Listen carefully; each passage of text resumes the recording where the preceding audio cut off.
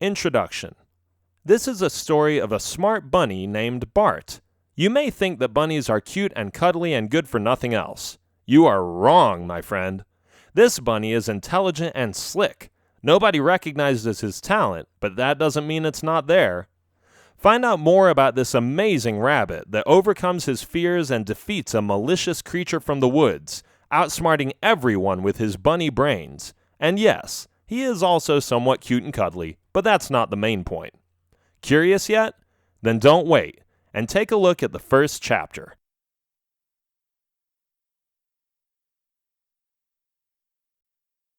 Chapter 1.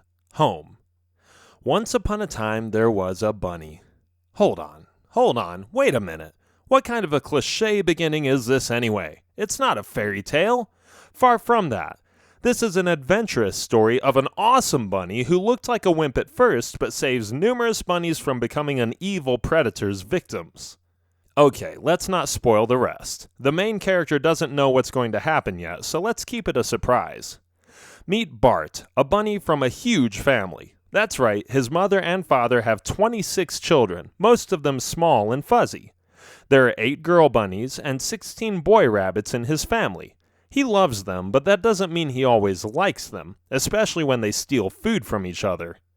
Bart's family is very chaotic, at least that's what Bart thinks. His mom keeps pointing out they are perfectly normal. In a general sense, Bart is pretty happy there. He gets along with his brothers and even sometimes with his sisters. Fortunately, rabbits don't make a lot of sounds, or else the echoes in the hole would be resonating and making all these big-eared animals deaf. There is lots of energy, though, as the 26 hyperactive bunnies in this family hop around all day, crawl in tiny spaces, and are rushing from one end of the home to another. "Give it back!" his sister yells. "It's mine!" "But I had it first," Bart says. "It doesn't matter. It's mine and I decide who can play with it." "Well, can I play with it?" Bart asks. "Let me think," his sister says. She pauses for 2 seconds. "No." "Mom!" Bart shouts. "What's wrong, Bart?" "Emily won't let me play with her doll." "Bart," Mom begins, "why would you want to play with a girly doll anyway? We found it in a dumpster and brought it home so she could play with it, not the boys." "But I want to use it," Bart insists. "For what?"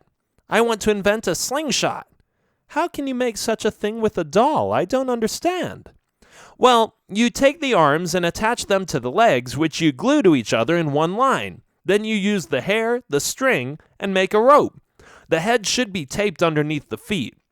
Wait, I can't take the hair because it's not flexible enough. I'll have to find an elastic shooting object or something similar."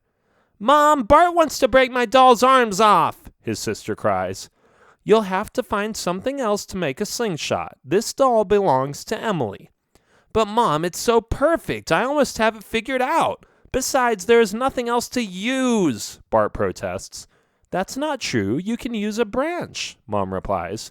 "It's not the same. It just isn't the same," he mumbles as he hops away. "Weird boy," Bart's mom thinks out loud. Bart jumps around the corner of their family's hole and bumped into his brother, Quentin. "Hey, you! I've been looking all over for you. Do you want to see the coolest thing ever?" he asks. "Sure," Bart answers. "Okay, follow me." The two of them hop out of the hole and end up above the ground, landing on soggy soil. They live on the border of a cornfield, so exiting their family's living space causes them to look up to hundreds of corn plants towering above them. "So tell me," Bart says, "what are you so excited about?" "See this? It's a branch that looks like a slingshot." Bart is pretty happy with his brother's discovery, but now they need something to shoot it with. "I know what you're thinking," Quentin says, "and I think I know where to look. Come on."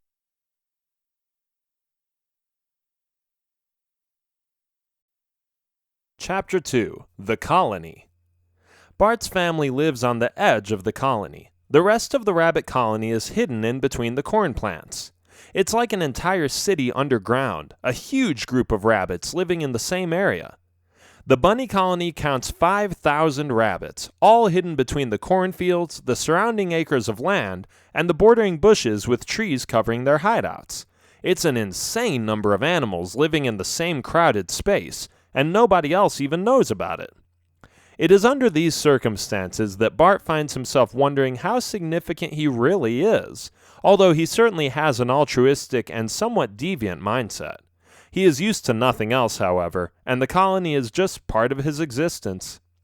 The colony is controlled by the 6 elders, the chief rabbits who are put in charge because of their amazing experience and their insights in the circle of life. They know how to find food, organize groups, maintain a hierarchy, and solve disputes. All rabbits rely on their wisdom. If they make a mistake, panic arises, but they do not realize that this is exactly what will occur. Quentin leads Bart away from the vast fields, across the flowing canals, and over the stony bridge. "Aren't we a little far from home?" Bart asks. "I am not so certain Mom would approve of this. I heard the outside areas are dangerous." "Oh, don't be silly," Quentin says. "We are just going to have some fun. Just come, we're almost there." They cross the deserted road and get closer to a distant farm. "There," Quentin says, pointing at an item on the ground. "Do you see it?" Bart approaches the object and looks surprised. "It's a red piece of plastic?" he asks. "Of course not. It's a hair tie," Quentin says. What now?" "A hair tie. You know, it's for people. Girls wear those things to keep their hair together in what they call a ponytail or something. If you ask me, it should be called a human tail, but that's not what matters. What matters is that it fits on the slingshot because it bends back." Bart sees it too. It's perfect. He is completely over the argument with his sister. Who needs a dumb doll anyway?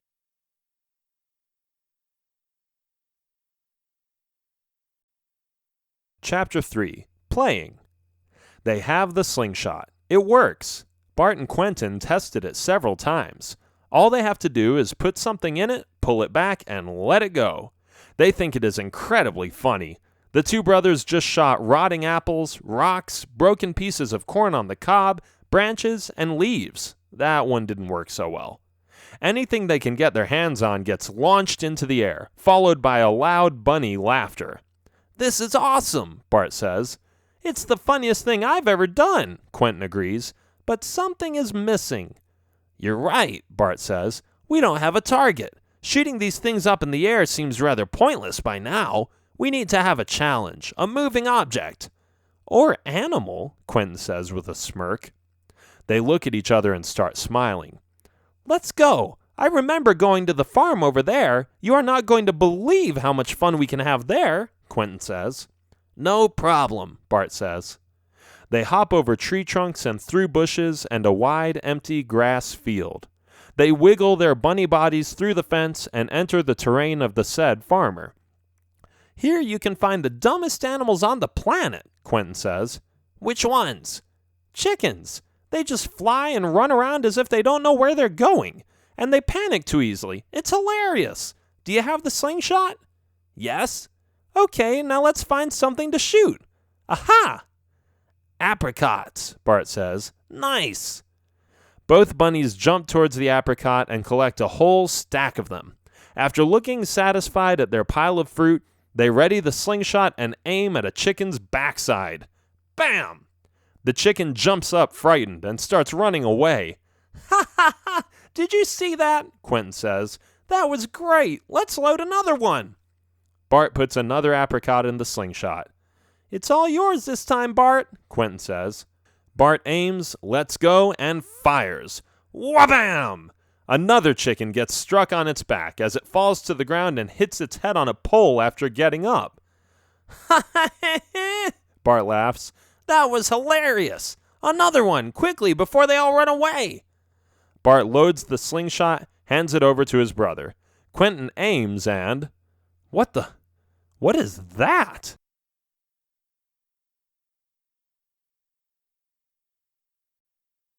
Chapter 4. The Danger. It is a fox which jumped in front of the chicken and blocks the shot of the 2 bunnies. Its fur is brownish-orange, its snout is long, and its eyes seem callous. It looks straight at the 2 brothers and then chases after a few chickens. "Do you think it saw us?" Bart asks. "I don't know," Quentin answers. It stared right in our eyes and then left. I don't understand why it didn't come after us." "Quickly, let's hide," Bart suggests. "I don't trust this. Foxes are smart. They usually do things with a purpose." From under a bush, the two rabbits try to catch a glimpse of what is going on in the chicken's den. They see feathers flying up, chickens running and flying, and they hear all kinds of weird sounds coming from the barn. Suddenly, the fox stands in front of them. Bart and Quentin leap back in fear. "Hello, little bunnies. Did you have fun shooting some chickens?" the fox says. Bart and Quentin stutter. "It's okay. Don't answer that. I was just playing with you. It's a lot of fun. I understand. Chickens are very stupid, and they run all over the place." Is this fox being friendly, or is he hiding some secret plan underneath that friendly voice?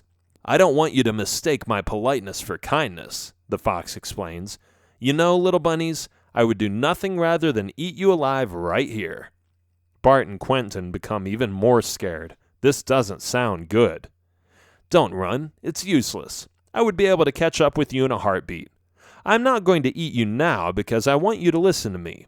I have 5 friends, other foxes, and they are really hungry. We know where your colony is. We have been watching them for quite some time. But it would be uncivilized to barge in there and start eating random rabbits without any notice. That's why I am going to give you a head start. I want you to go back to your colony and warn them. I doubt they will all be able to move in 30 minutes, but then at least some of you have the strength to flee. Let your leaders know we will attack in a half hour. This way, the strongest among you can prepare and leave the weaklings behind. Now go!" Bart and Quentin hop away as fast as their legs can carry them. They run around the barn and hide behind the wall, panting heavily. Their hearts are beating like a bass drum, and their feet feel like they could fall off. What are they going to do?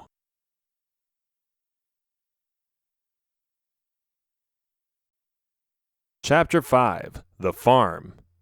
"We have to get out of here," Quentin says. "No," Bart says. "Don't you get it? That's just what he wants. He is not telling us this without a reason." "But you heard him. He wanted to warn us. He said he would give us a head start," Quentin insists. "Yeah, right. Just because he doesn't want to be, let's see, how did he put it? Uncivilized? Give me a break." "But why would he tell us that? I don't understand." "Let's think for a minute," Bart says.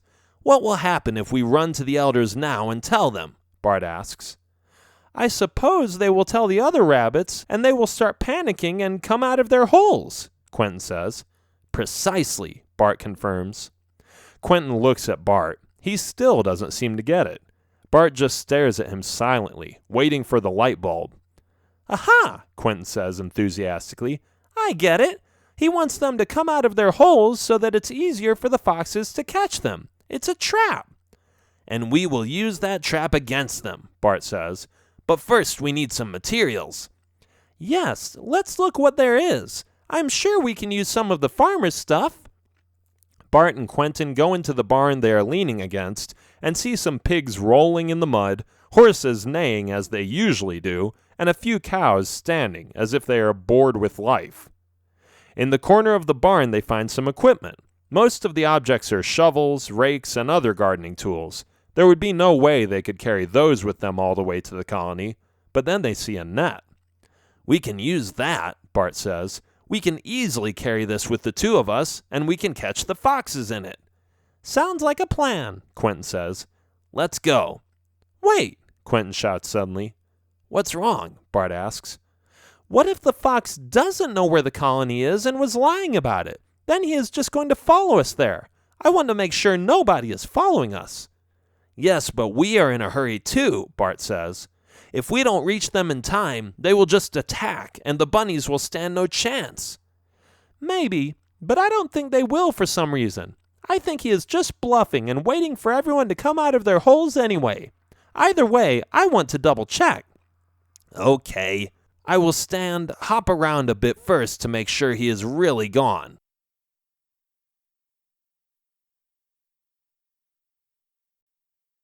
Chapter 6. Away. The fox is gone indeed. He probably wasn't lying about his knowledge of the whereabouts of the colony. But his plan of chasing the rabbits out of their holes by announcing the fox's raid was still certain, Bart thought. Therefore, it would be best for them to calmly tell everyone to stay in their holes and set a trap for the foxes. The two bunny brothers carry the net to the colony. "Hey, what are you two doing?" their sister Clarissa asks. "Nothing." "What is that in your paws?" "Nothing." "Why won't you tell me?" "Look," Bart said in a stern voice, "it's better if you stay home for a while. It's safer there. Just go and play with your toys." "Sure, but I want you to tell me later." "Sounds fair. We will," Quentin says. After bringing the net to the elders, Bart and Quentin request their attention. "What is it you have to say to us, young rabbit?" one of the elders asks. "We saw a fox," Bart begins, "and he told us he and his friends will attack shortly." The elders look a little pale. "Why would he tell you that?" one of them asks. "That's exactly what I was thinking," Bart agrees. "We think he wants to lure us all out of our holes and make it easier for them to catch us." "I think so too. What do you suggest we do?" "Well," Bart says, "my brother and I carried this net here. If we can somehow set a trap for them, we can catch them with it. We just need some bait, and then we could let it drop on them." "Sounds like a plan." The other chief rabbits agree. "Po, come here," the old bunny commands. Another bunny hops over and stands, ready to receive orders. "Gather 10 rabbits. Have 7 of them go and tell the entire colony to stay in their holes for the next few hours. Tell them it's a safety exercise, nothing more. Then take the other 3 to hang up this net and place it above that open space over there." "Wait," Bart says, "I have an even better idea." After a while, the foxes appear in the cornfield. They passed various rabbit holes but are oblivious to their specific locations. Unaware of what is going on, they march forward, looking for any rabbit to catch as their prey.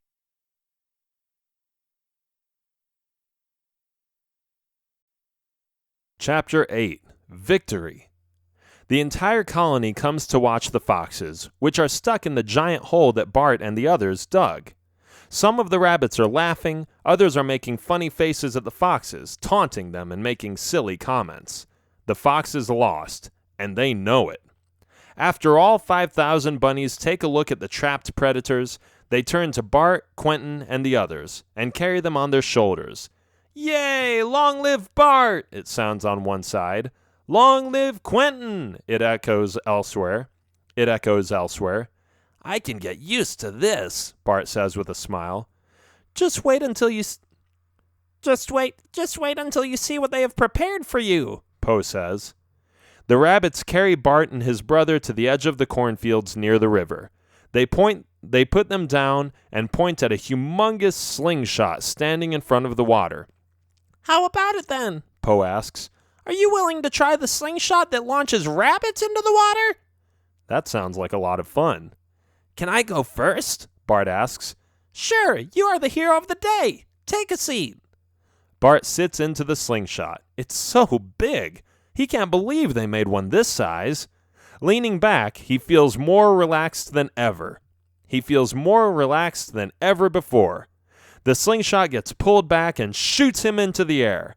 Floating towards the sky before his drop into the river, Bart closes his eyes and enjoys the brisk wind in his face, thinking of all that had occurred. It was a happy day, perhaps one of the happiest days of his life. Splash! That was awesome. The end.